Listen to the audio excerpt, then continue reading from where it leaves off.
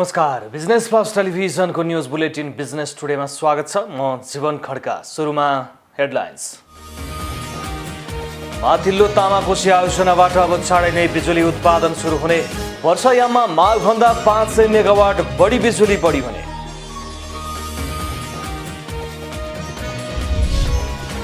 संक्रमणको जोखिमलाई देखाएर देशभरका विद्यालय एकसाथ बन्द नगर्न सरकारवालाहरूको सुझाव। सरकारले विद्यार्थीको सिकाइको सुनिश्चितता गर्ने कुनै पनि योजना निर्माण गर्न नसकेको दावी। कञ्चनपुरदेखि टोटी हुँदै सुदूरका पहाडी जिल्ला जोड्ने छोटो दूरीको सडक विस्तार हुँदै स्थानीयको जीवनशैली बिस्तारै सहज बन्दै।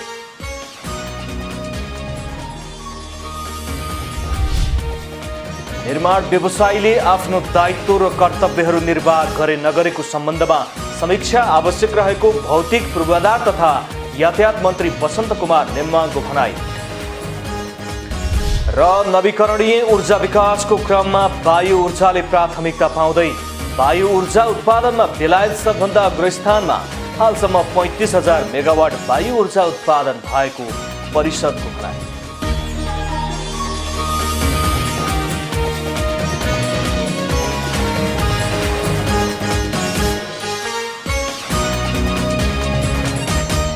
बिजनेस टुडेको सुरुमा माथिल्लो तामाकोशी आयोजनाबाट बिजुली उत्पादन सुरु गरिने सम्बन्धी समाचार। माथिल्लो तामाकोशी आयोजनाबाट अब चाँडै नै बिजुली उत्पादन सुरु हुने भएको छ।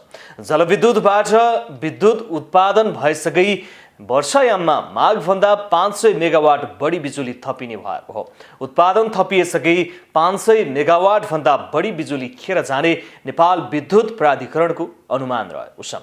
तर बढी हुने विद्युत खेर जान नदिनेतर्फ सरकारको कुनै योजना छैन। आउँदो वैशाख 11 गते आयोजनाले सुरुङमा पानी भर्ने तयारी गरेको छ। एक रिपोर्ट। यस वर्षको जाडो याममा बरोबर विद्युत जाने समस्याले उपभोक्ता पीडित बन्न पुगे। यो क्रम अहिले पनि पूर्ण रूपमा रोकिएको छैन। नेपाल विद्युत प्राधिकरणका नवनियुक्त प्रबन्ध निर्देशकले बिजुली आपूर्तिका लागि प्रसारण लाइन लगायतका भौतिक समस्या रहेको बताउनु भएको छ। जाडो याममा मागको करिब 50% बिजुली भारतबाट आयात गरेर आपूर्ति गरिरहेको नेपाल विद्युत प्राधिकरणले अब तामाकोशी आयोजनाबाट बिजुली उत्पादन सुरु भएपछि वर्षायाममा बिजुली खेर जाने भन्दै खेर जाने बिजुली कसरी उपयोग गर्ने भन्ने बारेमा अध्ययन गर्न एउटा टोली नै बनाएको छ। हुन त 10 वर्षमा 10,000 मेगावाट विद्युत उत्पादन गर्ने भन्दै 2060 को दशकमै घोषणा भए पनि अहिले 15 वर्षमा पनि 2000 मेगावाट विद्युत उत्पादन हुन सकेको छैन। तर वार्षिक रूपमा थोरै भए पनि निजी क्षेत्र र सरकारले बनाएका आयोजनाहरूबाट विद्युत उत्पादन थपिँदै गएको छ। देशमा औद्योगिकीकरण हुन नसकेको र भएका उद्योगहरूलाई पनि नेपाल विद्युत प्राधिकरणले माग अनुरूप विद्युत आपूर्ति गर्न नसकेका कारण खासै मागमा वृद्धि हुन सकेको छैन। यस भन्दा बाहेक भरपर्दो र कुनै अवरोध बिना 24 घण्टा बिजुली आपूर्ति गर्न नेपाल विद्युत प्राधिकरणले सकिरहेको छैन। बेला बेलामा बिजुली जाने समस्याका कारण सर्वसाधारण उपभोक्ताले पनि बढी बिजुली खपत हुने उपकरणहरू प्रयोग गर्न थाल्ने अवस्था तत्काललाई देखा नपरेका कारण पनि बिजुलीको खपत बढ्न सक्ने अवस्था छैन। हुन त विभिन्न कारण देखाउँदै तामाकोशी जलविद्युत आयोजना निर्माण सम्पन्न हुने मिति 5 वर्ष पछाडि धकेलिसकेको छ र लागत पनि दोब्बर भन्दा बढी हुने भएको छ। तर अब चैत महिनाभित्र तामाकोशीबाट बिजुली उत्पादन हुने भनेर विद्युत प्राधिकरणले ठोकुवा गरेकाले पहिलेको इतिहासले विश्वास गर्ने अवस्था नभए तापनि तामाकोशीबाट बिजुली उत्पादन निर्धारित समयमा भएमा वर्षायाममा 500 मेगावाट भन्दा बढी बिजुली बढी हुने अनुमान गरिएको छ। बढी भएको बिजुली तत्काल व्यवस्थापन गर्न सक्ने अवस्था देखिँदैन। ऊर्जा पर्यटन टोप बहादुर रायमाझीले विद्युत खेर नजाने गरी योजना तयार पार्ने कार्य अगाडि बढाइएको बताउनु भएको छ। तर यसको व्यवस्थापन गर्न कति सम्भव होला त्यो पनि ठूलो प्रश्न रहेको छ। बढी हुने बिजुलीको व्यवस्थापन गर्ने सबैभन्दा उत्तम विषय विद्युत निर्यात हो, तर नेपालले कहिले कति बिजुली बिना कुनै अवरोध निर्यात गर्न सक्ने हो त्यो भन्न सक्ने अवस्था नेपाल विद्युत प्राधिकरणमा छैन।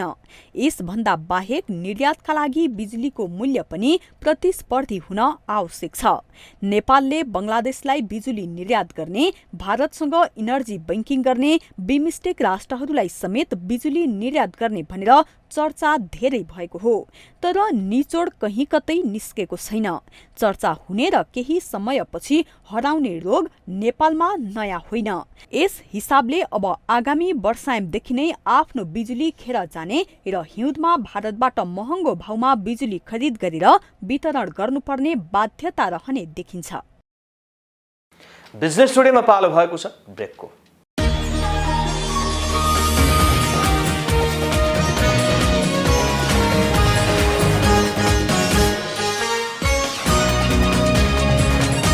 बिजनेस टुडेमा पुनः स्वागत छ। अब बाँकी समाचार। खोटाङको साखेला गाउँपालिकामा खेर जाने मकैको खोसेलाबाट विभिन्न किसिमका खेलौना तथा सजावटका सामग्रीहरू निर्माण गर्न थालिएको छ। प्रधानमन्त्री कृषि आधुनिकीकरण परियोजना कार्यान्वयन इकाइ मकै जोन खोटाङ र साखेला मावि रतनछाको संयुक्त लगानीमा आधारभूत सिपमूलक तालिम प्रदान गरेपछि स्थानीयले उक्त सामग्रीहरू निर्माण गर्न थालेका हुन्।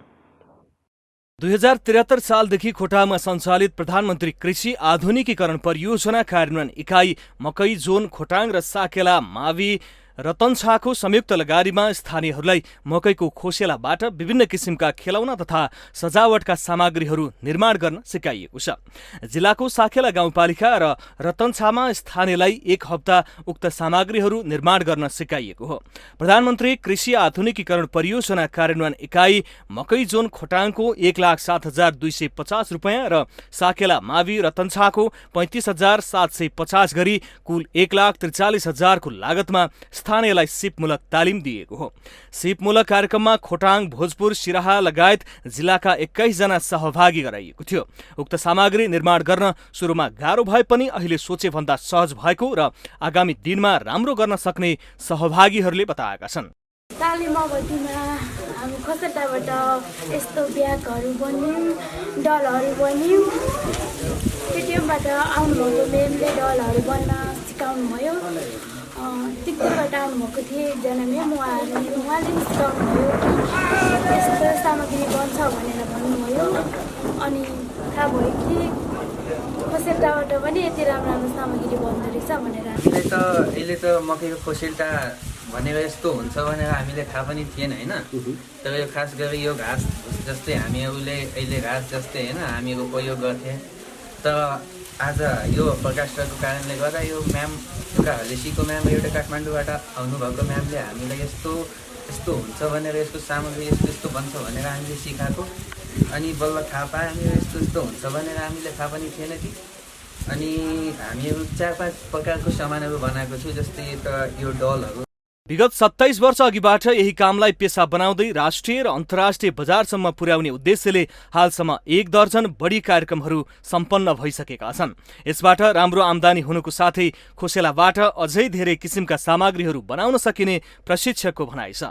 किसिमले इच्छाले यसमा चाहिँ अब मकैको खोसेला देख्यो, त्यसमा क्रिएसन गर्दै गर्दै इच्छा शक्तिले भनौँ न यहाँसम्म चाहिँ अब पुर्यायो। विभिन्न ठाउँमा के अरे ट्रेनिङ दिइसकेको छु मैले। यो बनाएर नभ्याउने मान्छेले माग गर्दाखेरि मैले दिनु नसकेर परियोजनाले मकैको बिउ निशुल्क वितरण, मकैमा लाग्ने रोग पहिचान गरी नियन्त्रण तथा विषादी वितरण साथै अत्याधुनिक कृषि औजारहरू अनुदानमा समेत वितरण गर्दै आएको छ। स्थानीय स्तरमै रहेको मकैको खोसेलाबाट आकर्षक खेलौना तथा सजावटका सामग्री बनाएर नयाँ आम्दानीको स्रोत बनाउँदै बेरोजगार युवा युवतीलाई स्वरोजगार बनाउँदै आय आर्जनमा जोड्ने परियोजनाको लक्ष्य रहेको छ।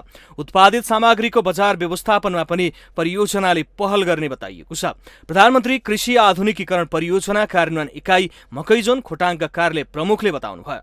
सामान्यतया हामीले तालिमका कार्यक्रम सञ्चालन गर्यौँ। अलिकति उन्नत उत्पादकता बढाउनको लागि उन्नत मकैका कामहरू गर्नुपर्छ भने उन्नत मकैका बिउहरू बाँड्ने कार्यक्रम गर्यौँ।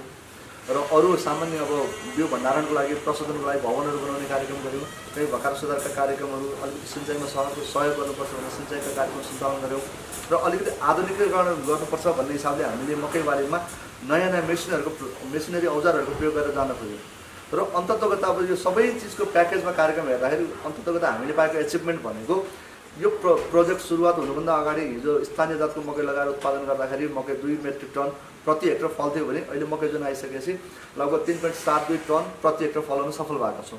मकै खेतीमा सरकारले गरेको लगानीलाई थप आयमूलक बनाउँदै लगिएकोले कृषि क्षेत्रमा सर्वसाधारणको आकर्षण बढ्दै गएको छ। खोटाङ सहकर्मी सञ्जीव राईको सहयोगमा जिल्ला ब्युरोको रिपोर्ट। आइतबार काठमाडौँ उपत्यकामा घोडे जात्रा पर्व मनाइएको छ। चैत्र कृष्ण औँसीका दिन मनाइने यो जात्राको अवसरमा नेपाली सेनाले टुडी खेलमा विशेष समारोह आयोजना गरेको थियो। सो समारोहमा घोडचढीहरूले विभिन्न कला प्रदर्शन गरेका थिए। समारोहमा राष्ट्रपति, उपराष्ट्रपति, प्रधानमन्त्री, सभामुख, राष्ट्रिय सभाका अध्यक्ष लगायतका विशिष्ट व्यक्तिहरूको सहभागिता रहेको थियो। टुडी खेलमा पूर्व दक्षिण दिशामा रहेको एउटा रुखमा बास गर्ने गुरु मापा भन्ने राक्षसले सहरका बालबालिकाहरूलाई दुःख दिने गरेको स्थानीयको गुनासोपछि घोडाको टापले कुल्छाउने प्रचलन सुरु भएको र त्यही प्रचलन अनुसार घोडे जात्रा मनाउन थालिएको जनविश्वास रहेको छ। घोडे जात्राको अवसरमा टुडी खेलमा नेपाली सेनाले अश्वकला, युद्धकला, शारीरिक व्यायाम लगायतको प्रदर्शन गरेको थियो। मकवानपुर जिल्लामा आयुर्वेदिक औषधिको प्रयोग बढेको छ। अधिकांशले आधुनिक चिकित्सा उपचार विधिलाई नै पहिलो प्राथमिकता दिइरहेको अवस्थामा मकवानपुरमा आयुर्वेदिक उपचारसँगै औषधिको प्रयोग बढेको पाइएको छ। एक रिपोर्ट।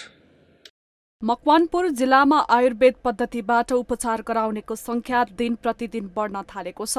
रोग प्रतिरोधात्मक क्षमता अभिवृद्धिका लागि आयुर्वेदिक औषधिको प्रयोग बढेसँगै यस विधिबाट उपचार गराउने बिरामीको संख्या पनि वृद्धि हुँदै गएको छ। नसुनेको थाहा नभएको व्यक्तिहरूले चाहिँ अब यो कोरोना कालमा चाहिँ धेरै आयुर्वेदिक उपचार भएको हुनाले चाहिँ यसको बारेमा जानेर होइन अब के हुँदो रहेछन् बुझ्न आउने, आयुर्वेदिक उपचार गर्न आउने त्यो सङ्ख्याहरू बढेको छ। मान्छेहरू चाहिँ यसबाट पनि ठिक हुने रहेछ भन्ने चाहिँ बढेको भएको छ होइन। सोच आयुर्वेदको चाहिँ सकारात्मक सोच बढ्दै गएको छ। गत वर्ष हाम्रो झन्डै 8,000 जति बिरामी हुनुहुन्थ्यो वर्षभरि भने यसपालि चाहिँ यो फागुन महिनासम्म नै 7,645 जना बिरामी हुनु भइसकेको छ भनेपछि पहिलाभन्दा चाहिँ सङ्ख्या बढेकै छ। गत आर्थिक वर्षमा हेटौडा आयुर्वेदिक औषधालयबाट 7,090 जनाले स्वास्थ्य सेवा लिएका थिए भने यस आर्थिक वर्षको फागुन मसान्तसम्म 7,645 जनाले आयुर्वेदिक स्वास्थ्य सेवा लिइसकेका छन्। चिकित्सा विधिको औषधि भन्दा फाइदाजनक भएकाले आयुर्वेदिक औषधि प्रयोग बढेको सर्वसाधारण बताउँछन्। मेरो ढाडको नसा चेपेको हो, म भरतपुर गएर एमआरआई गरेर आएको हो, तर त्यहाँबाट त्यो औषधि खाँदाखेरि नै मलाई अपरेसनै गर्नुपर्छ भन्यो। यहाँ आएर म आज 15 दिन जति भयो, 4 हात खुट्टा टेकेर आउँथेँ। अब म लौरो बिनाको यहाँबाट घर जान सक्छु। साथी चाहिन्छ, साथी चाहिँदैन। यो आयुर्वेदिकमा आएपछि यो नसा सम्बन्धको र यो पेट सम्बन्धको चाहिँ यहाँ आएपछि निर्मूल हुन्छ भन्ने म विश्वासका साथ भन्न सक्छु। मलाई चाहिँ विश्वास छ यो हाम्रो आयुर्वेदिक औषधिको चाहिँ परम्परा पनि निकै पुरानो परम्परा हो। यो अहिले वास्तवमा हामी चाहिँ नै पश्चिमाहरूको उसमा लागेर चाहिँ हामी अहिले पूर्वीय परम्परालाई प्रति हामी अलि विस्मृत भइरहेको स्थिति छ। वास्तवमा सरकारले पनि यही आयुर्वेदिक औषधि अनि त्यो प्राकृतिक चिकित्सा बरु होमियोपेथी धेरै राम्रो वैकल्पिक चिकित्सा पद्धति अपनाउनु राम्रो हुन्छ जस्तो मलाई लाग्छ।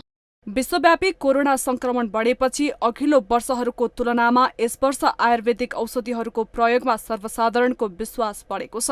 आयुर्वेदिक औषधालयमा हाड जोड्नी, बात, पेट सम्बन्धी, दम लगायत रोगहरूको स्वास्थ्य समस्या लिएर सर्वसाधारण आउने गरेका छन्।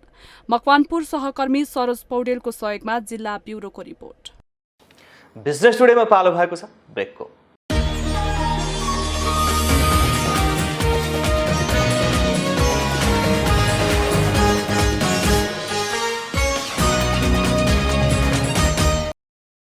राम्रो वैकल्पिक चिकित्सा पद्धति अपनाउनु राम्रो हुन्छ जस्तो मलाई लाग्छ।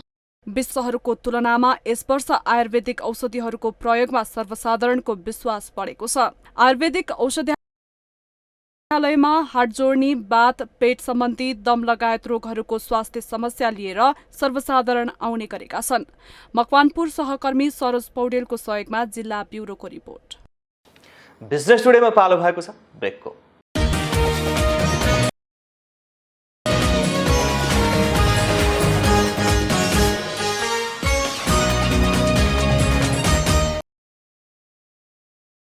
राम्रो वैकल्पिक चिकित्सा पद्धति अपनाउनु राम्रो हुन्छ जस्तो मलाई लाग्छ। विश्वहरूको तुलनामा यस वर्ष आयुर्वेदिक औषधिहरूको प्रयोगमा सर्वसाधारणको विश्वास बढेको छ। आयुर्वेदिक औषधालयमा हाड जोड्नी, बात, पेट सम्बन्धी, दम लगायत रोगहरूको स्वास्थ्य समस्या लिएर सर्वसाधारण आउने गरेका छन्। मकवानपुर सहकर्मी सरोज पौडेलको सहयोगमा जिल्ला ब्युरोको रिपोर्ट। बिजनेस टुडेमा पालो भएको छ ब्रेकको।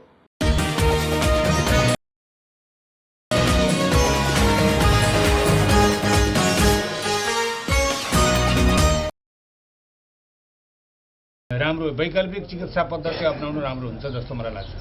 विश्वहरूको तुलनामा यस वर्ष आयुर्वेदिक औषधिहरूको प्रयोगमा सर्वसाधारणको विश्वास बढेको छ। आयुर्वेदिक औषधालयमा हाड जोड्नी, बात, पेट सम्बन्धी, दम लगायत रोगहरूको स्वास्थ्य समस्या लिएर सर्वसाधारण आउने गरेका छन्। मकवानपुर सहकर्मी सरोज पौडेलको सहयोगमा जिल्ला ब्युरोको रिपोर्ट। बिजनेस टुडेमा पालो भएको छ ब्रेकको।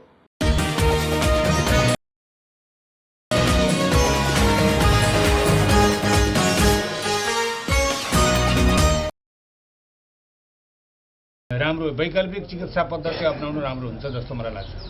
विश्वहरूको तुलनामा यस वर्ष आयुर्वेदिक औषधिहरूको प्रयोगमा सर्वसाधारणको विश्वास बढेको छ। आयुर्वेदिक औषधालयमा हाड जोड्नी, बात, पेट सम्बन्धी, दम लगायत रोगहरूको स्वास्थ्य समस्या लिएर सर्वसाधारण आउने गरेका छन्। मकवानपुर सहकर्मी सरोज पौडेलको सहयोगमा जिल्ला ब्युरोको रिपोर्ट। बिजनेस टुडेमा पालो भएको छ ब्रेकको।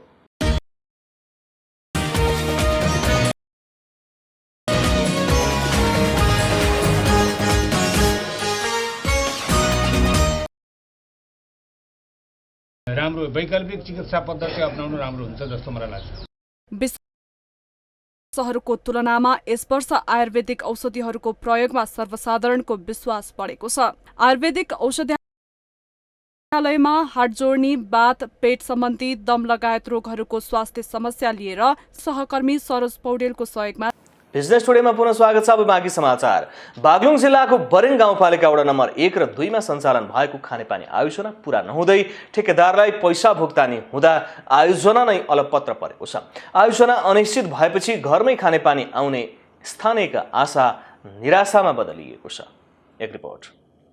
वर्षौंदेखि खानेपानीको समस्या झेल्दै आएका बागलुङको बरेङ गाउँपालिका वडा नम्बर 1 र 2 का स्थानीयको समस्या समाधानका लागि विभिन्न योजनामा गरिएका लगानी बालुवामा पानी खनाएको जस्तै भएको छ। 51 लाख योजनाको घोरघोरे योजनाको लागि ठेकदार कम्पनीले करिब 700 मिटर मात्र पाइप बिछ्याएर काम छाडेको छ। खानेपानीको विषयमा पटक पटक वडा कार्यालयदेखि गाउँपालिकासम्म कुरा राख्दा पनि कुनै निकायले सुनवाई नगरेको स्थानीयको गुनासो छ। यो गाउँपालिकाले ठेक्का दियो यसलाई, यो झुले खोलाको मर्मत गर्ने भनेर, तर ठेक्दारले केही पनि गरेन। केही अब तपाईँहरू जो पनि हेर्न गए हुन्छ त्यहाँ केही पनि गरेन। जम्मा 700 मिटर पाइप मात्र फेरेछ एक ठाउँमा, अरू केही पनि गरेन। खानेपानी अस्तव्यस्त भएको अवस्था सुधार कसरी नि भएन। यसलाई के गर्नुपर्छ, गाउँपालिकाले हेर्ने हो कि ठेकेदारलाई चाहिँ गाउँपालिकाले समाउने हो भनेर हामीले निवेदन दियो। तर त्यो निवेदन उहाँहरूले पेश गर्नुभयो, अथवा दर्ता गर्नुभयो, गर्नु भएन। हामीलाई चाहिँ दर्ता भएको सन्देश नि आएन। आर्थिक वर्ष 2077-78 मा गाउँपालिकाबाट परेको झुले बरेङ खानेपानी योजना सम्पन्न भएको छैन। समस्या समाधानको प्रयास भइरहेको वडा कार्यालयले जनाएको छ। अझै पनि त्यसलाई पहिला भन्दा चाहिँ अलिकति चाहिँ त्यो डिसी चाहिँ डाउन नगर्ने भने अझै पनि त्यहाँको जनताले चाहिँ राम्रोसँग पानी खान पाउने अवस्था छैन। त्यस कारणले गर्दाखेरि पनि त्यहाँ चाहिँ देउसी यो गाउँपालिकाले त्यसलाई त्यो पहिला काम गर्ने ठेकेदारलाई फेरि पनि उनलाई चाहिँ एउटा चाहिँ सजेसन दिएर त्यो पानीको बारेमा चाहिँ अत्यन्तै चाहिँ उहाँले चाहिँ राम्रोसँग काम गर्नुपर्ने चाहिँ मैले देखिरहेको। घोरघोरे खानेपानी आयोजनाको निर्माण कम्पनी अमृत निर्माण सेवाले काम पूरा नगरी सबै रकम लिइसकेको र अहिले सम्पर्क बाहिर रहेको बताइएको छ। बरेङ गाउँपालिकाले भने समस्या समाधानका लागि ठेकदार कम्पनीसँग समन्वय भइरहेको दावी गरेको छ। बाटोको लागि अनि फेरि खानेपानी गर्दाखेरि त्यो अहिलेसम्म त्यो व्यवस्थापन भएको छैन। खानेपानीको तर टेन्डरको काम भएको हुनाले गर्दा अब उनीहरूले भुक्तानी त लिइसके तर अब अझ कार्य सच्याउने समय 1 वर्ष हुन्छ ठेक्काको। त्यसमा अब अझै हामीले भनिराखेका छौँ अझै सच्याउन भनेका छौँ र त्यो खानेपानीको आपूर्ति नै अब त्यसपछि अब समाधान होला। र त्यो खानेपानीको कारणले गर्दाखेरि यता नालीहरू पनि बिग्रेको छ। अनि पिच बाटोको कुरा गर्दा तपाईँको त्यो जुन किसिमले हामीले डिजाइनमा हामीले यता जुन के अरे बिहानी एफएमदेखि यताबाट फाल्ने भनेका थियौँ त्यो बिचमा चाहिँ डाँडा परिदियो। स्थानीय स्तरमा हुने विकास योजनामा गाउँपालिकाका कर्मचारी र जनप्रतिनिधिले आफ्नो जिम्मेवारी पूरा गर्न चुकेको कारण जनताले शास्ति खेप्न बाध्य छन्। बागलुङ सहकर्मी सुभाष आचार्यको सहयोगमा जिल्ला ब्युरोको रिपोर्ट। खोटाङको भुलभुले दुधकुण्ड रुवालुङ झरना आन्तरिक तथा बाह्य पर्यटकको रोजाइमा पर्ने गरेको छ। किराँत र हिन्दू धर्मावलम्बीहरूको धार्मिक आस्थाको केन्द्र भुलभुले दुधकुण्डमा पछिल्लो समय आन्तरिक तथा बाह्य पर्यटकको आगमन बढ्न थालेको छ। एक रिपोर्ट। खोटाङको दिक्तेल रूपाकोट मजुवागढी नगरपालिका 6 नेर्पामा रहेको भुलभुले दुधकुण्ड रुवालुङ झरना हेर्न आउने पर्यटकको संख्या बढ्न थालेको छ। किराँत र हिन्दू धर्मावलम्बीको आस्थाको केन्द्र भुलभुले दुधकुण्ड प्राकृतिक रूपमा मनोरम छ। 12 महिना एक नासले भुलभुल गरेर बगिरहने सङ्लो पानीमा बुढा नीलकण्ठको मूर्ति र पोखरीको बीचमा किराँतीहरूको प्रथम राजा हेलम्बरको मूर्ति देखिने आम विश्वास छ। दिक्तेल बजारबाट आधा घण्टामा भुलभुले दुधकुण्ड पुग्न सकिन्छ भने त्यहाँबाट 1 किलोमिटर उकालो चढेपछि रुवालुङ झरना पुग्न सकिन्छ। त्यहाँ दैनिक 100 बढी आन्तरिक तथा बाह्य पर्यटक पुग्ने गरेका छन्। पहिलादेखि नै यहाँ एउटा चाहिँ यो भुलभुले भन्ने एउटा दुधकुण्ड छ भन्ने चाहिँ हामीले पनि सुने देखेका थियौँ र अहिले चाहिँ एउटा व्यवस्थित पनि बनेको छ र पर्यटन गर्न पनि आएको हौँ र यहाँ चाहिँ पर्यटन क्षेत्र बनेको छ। धेरै आमा बुवा दाजुभाइ दिदीबहिनीहरू पनि यहाँ पर्यटन गर्न आउनुभएको छ। मध्य पहाडी लोकमार्गमा पर्ने भुलभुले दुधकुण्डको प्रवर्धन गर्न नगरपालिकाले 60 लाखको लगानीमा पुरानो संरचना संरक्षण गर्दै स्तरोन्नति गरिरहेको छ। हाम्रो दिक्तेल रूपाकोट मजुवागढी नगरपालिकाको 11वटा पर्यटकीय गन्तव्य स्थलहरू निर्माणको क्रममा छौँ हामी। यसमध्ये भुलभुले रुवालुङ झरना एउटा महत्त्वपूर्ण पर्यटकीय गन्तव्य स्थल हो जसको हामीले लगभग काम सम्पन्न गरेका छौँ। नगरपालिकाको तर्फबाट लगभग 60 लाखको हाराहारीमा हामीले बजेट विनियोजन गरेर त्यसको चाहिँ पुनर्निर्माणको र त्यसको व्यवस्थापनको काम प्रवर्धनको काम हामीले सम्पन्न गरेका हौँ। र अहिले हामीलाई यो कोरोनाको कारणले गर्दाखेरि केही समय अलिकति मान्छेहरूको आवजात कम भएको थियो। भुलभुले दुधकुण्डमा जल शिकारी र 7 कन्या देवीको पूजा अर्चना गर्ने गरिन्छ। दुधकुण्डको पानीले स्नान गरेमा रोगव्याधि नष्ट हुने जनविश्वास छ। दुधकुण्ड भनेर बाजेले नामकरण गर्नुभएको दुध भेट्नु भएको हुनाले त्यो दुध बगेको पानी भर्न आउँदा भेट्नु भएको थियो अरे। त्यहाँदेखि त्यो दुध एक कजुली उघाएर खाँदाखेरि दुधभन्दा मिठो भयो अरे। त्यहाँदेखि गोठामा लगेर कस्तो हुन्छ भनेर त्यो लिएर खार्नुले कुँडे बसाएर त्यो दुध लाउँदाखेरि पानी भयो अरे। त्यहाँदेखि बाजेले के भने यो दुधकुण्ड रहेछ भनेर उहाँले नामकरण गर्नुभयो। भुलभुले दुधकुण्डमा पर्यटकको बसाई लम्ब्याउन स्थानीय होटेलहरूलाई थप व्यवस्थित गर्नुपर्ने देखिन्छ। प्रचार प्रसार गर्न सके यहाँको पर्यटन व्यवसायलाई प्रमुख आय स्रोत बनाउन सकिन्छ।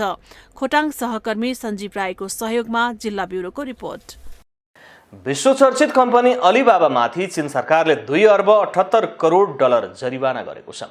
एकाधिकार नियमहरू उल्लङ्घन गरेको आरोपमा चीन सरकारले अलिबाबामाथि कारबाही गरेको हो। चीनको नियामक निकाय बजार नियमन सम्बन्धी राज्य प्रशासन SAMRले गत डिसेम्बरमा अलिबाबामाथि अनुसन्धान सुरु गरेको थियो। अनुसन्धानका क्रममा नियमन उल्लङ्घन गरिएको पाइएको भन्दै उक्त जरिवाना गर्नु परेको निष्कर्ष सार्वजनिक गरिएको छ।